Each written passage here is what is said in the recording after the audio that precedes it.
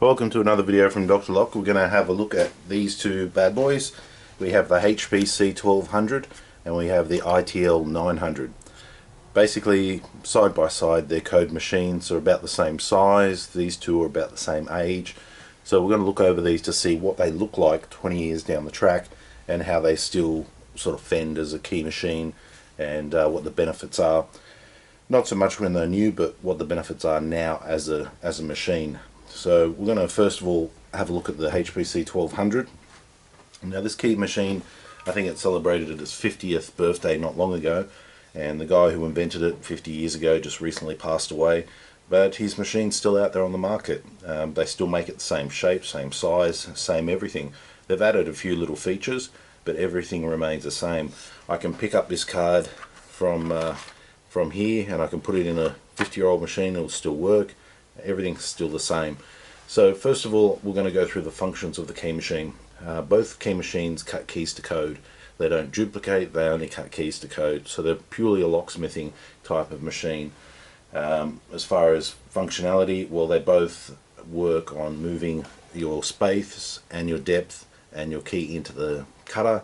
You cut the required groove and it's where it should be. The difference on the two machines is not so much the age, because both of these machines are about 20 years old. This one here was, good at the time. It had its little display, it has its numbers, little computer inside there. That's all great.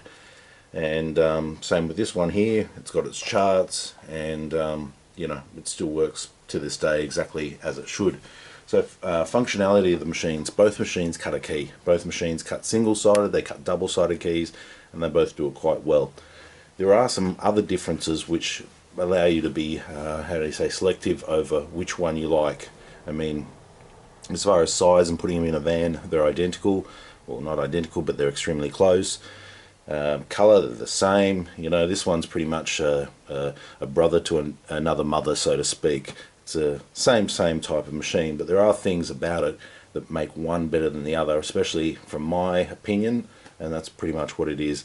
If you prefer one over the other, let me know in the comments, or if you disagree, or if I've got anything wrong, let me know, or if you just want to add a comment, go for it. Okay, so functionality, they both work. 20 years down the track, you can still cut a key on these machines and you still produce a high quality key. As far as minor adjustments on your key, such as widening your grooves, going a little bit deeper or going a little bit higher, you can do that on both of these. So you do have control over your depth and your spacing. This one here will say it's got a little black line and goes, getting closer, go further. So you can pretty much gauge that. With this one here as well, you can do it by eye, and you've got your charts as well. So if you want to widen those cuts, it's nice and easy, not a problem. As far as holding the keys, I'll just give you a quick look at it here. Got the wrong cutter on. So to load up a HPC, it's nice and simple. You just simply put the key in and you're done. It's got its shoulder guide down here.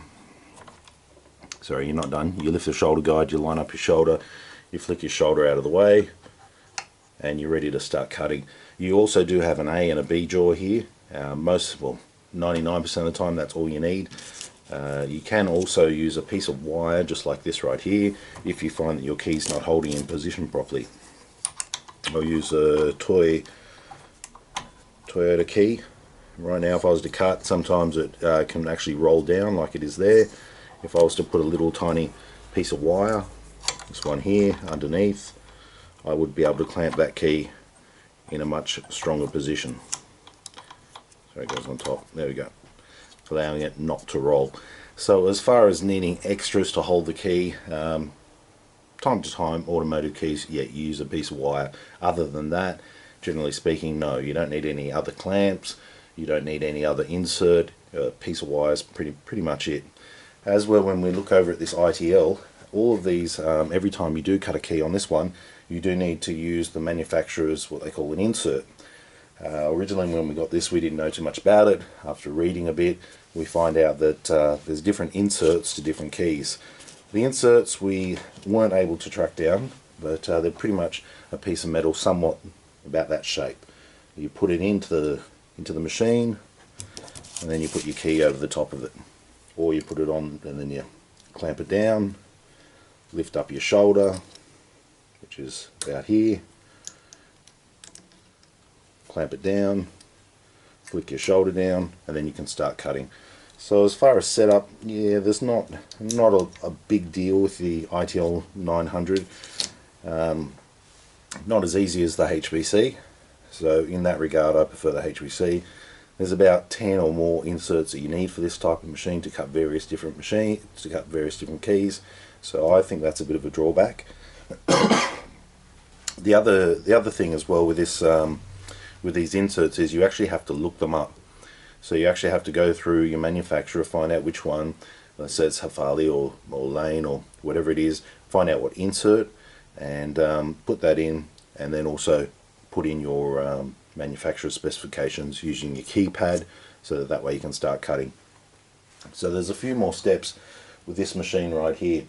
As far as the cutter, yes, you do have to change the cutter sometimes on this machine, and yes, you do have to change the cutter on this machine as well. They pretty much come off. They're not hard to take the cutter off. The HPC I find clearer access.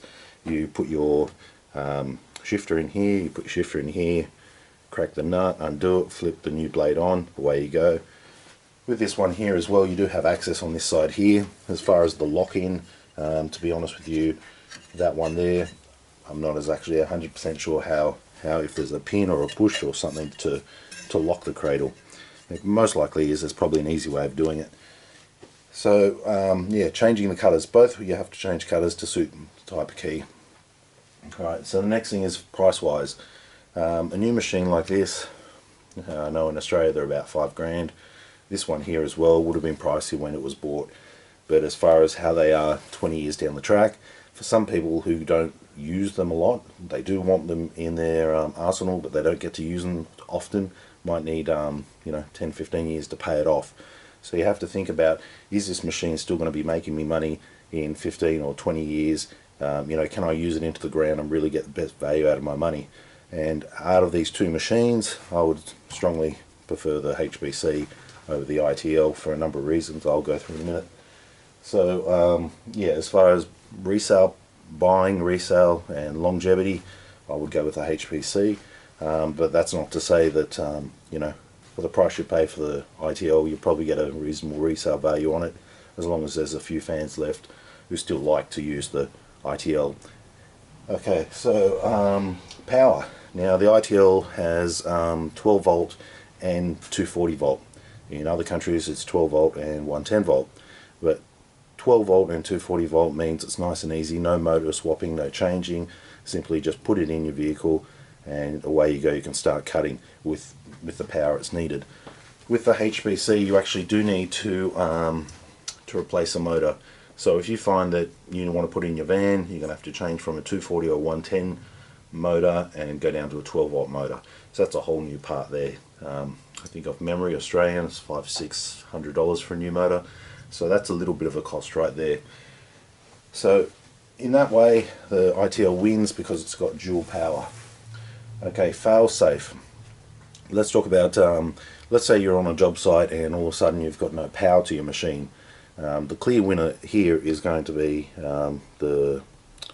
this machine here. So if I lose my power in my keyboard, my LCD display, anything like that, I'm pretty much stuffed on this machine. With this machine here, there is no computer, there is no keyboard, there's a lot less things to go wrong. I've got two dials here, they move up as you move into the key, and that's all you need. That's all you need. The rest of it's just done by the motor. So you could find power from somewhere else, plug it in, away you go. As with this one here, if you do have troubles with the keyboard, electronics, you're pretty much out of use. Calibration. Now calibration, originally this machine could be calibrated nice and easily using the calibration kit, which is most likely an optional extra. These days the calibration kit is not available, so you can't actually just go order the calibration kit and do that. On saying that too, if you find the right chart and use the right insert, put the right key blank in there, you might be able to measure it, or use vernier calipers to actually work out where your key is. I know with the HPC, It does have a calibration kit which looks just like this. You need to change the cutter, put in I believe a new spacer here, put the card in, and then you can actually work out bring it back to exact calibration. If that doesn't work, there are also other screws underneath. You can loosen them, move it to where you need it, and retighten them. So you can pretty much recalibrate this thing by eye and vernier calipers. You don't even need all the charts and all the rest. As where this one here, we're struggling to find any information. We asked ITL to send us the information on this machine. They said it no longer exists, which is crazy because they invented it, they designed it, they probably patented it, and they don't even have a user manual left for it anymore. We asked them for the inserts, where do we buy them? And they said, well, that machine's no longer made. They didn't want to help us whatsoever. As with this key machine right here, I know that we could just simply order new parts, new cutters, new blades, new belts, and if I needed a user manual, it's easy enough to find. Out of popularity, I believe this machine was more popular around the world compared with this one. So obviously the HPC is one you're going to be able to get parts for a lot easier. After sales help, well, with this HPC you don't need a lot of help, but if you were to need help, parts are still available, and it is a 50-year-old machine that's still working and going strong. So yeah, you can get even from HPC. I'm pretty sure they wouldn't turn their back on you, as where ITL pretty much did that when we contacted them. We asked for a user manual. We got a few lines explaining this machine is no longer sold. There's no more user manuals, and considering that they invented the machine, they should have some copy of a user manual somewhere. So it's going to be extremely hard in 15 years time if you're trying to train your apprentice to use this machine and you don't have a user manual. You pretty much got to sit there for hours on end teaching them on how to use it. As with this thing right here, it's a lot more easier to use. And when I picked up my book here, well, I haven't even opened this from years ago, the first thing I get is a user manual. And as you can see, the newer machines actually come with a buffing wheel now and a post to put your cutters on. So the actual rest of the machine is the same. They might have changed the knob, but the rest of the machine's actually the same after 50 years. So that tells you something. Okay, new adapters. Okay, so for this machine here, we couldn't even purchase inserts without a major headache, and the only inserts we can purchase are for the next model up, which I don't know are identical, but they should be. So adapters, yes, you can cut double-sided, single-sided keys on this, but on this machine here you can cut a lot more. We go through just a few of them. Forward tibby you can do. This is the adapter right here. This is it, and comes with a card, an adapter, a spacer, and a special cutter. So you swap them out. It doesn't take long. As an apprentice, we used to do that on a daily basis. Take you about a minute flat to drop the cutter, put the spacer on, put the card in, and put the cradle in, and load it up with the right key. Alloy, yes, you can cut alloy, 6mm on this, no problems. Chub keys I've seen cut on this, and there are a few other adapters for funny keys. I think it's one of the new car ones, Porsche 928, which has the funny angle keys. You can get all these adapters for this type of key machine, and yeah, they're still sold, and yes, they're still available. So they're there. To actually start cutting a key on this machine, what you first need to do is track down your space and depth card. I'll just pull one out as an example. Here we are, here a Honda. So you would need to insert that. It tells you all the information on the side here. It tells you the Honda, what year model, or the card number. It even tells you what series you're looking for the code, if you can see it there. Hopefully you can, yep. It also shows you the spacing. It also shows you the depths, the type of cutter, the jaw, everything basically, even a little picture on how to hold it. Gives you all your space and depths in millimeters and inches. Okay, so comparing it over to the ITL, you need to go into your chart. So this book will have to live with you in your vehicle or on the bench. You will need to find you'll need to find your manufacturer. So you push manufacturer, you put in the manufacturing number, and then from there you push code, then you will actually put in your cuts for the key, and then you can start to cut the key. So there is an upside. You don't have to carry around this book, but you do have to carry around the book to tell you what manufacturer is for this particular machine. So with this card right here, I can actually grab my vernier calipers, run over a key and see what is there, what's not there, what I'm missing, and where the cuts and spacing should be. As with this machine right here, once I put the manufacturing specs in, I can't put my vernier calipers on it and look up the spacing from this machine. The only way I can do that is to actually get it from Instacode, which is a locksmithing program which has all the space and depth. I'll just grab a copy of what that looks like.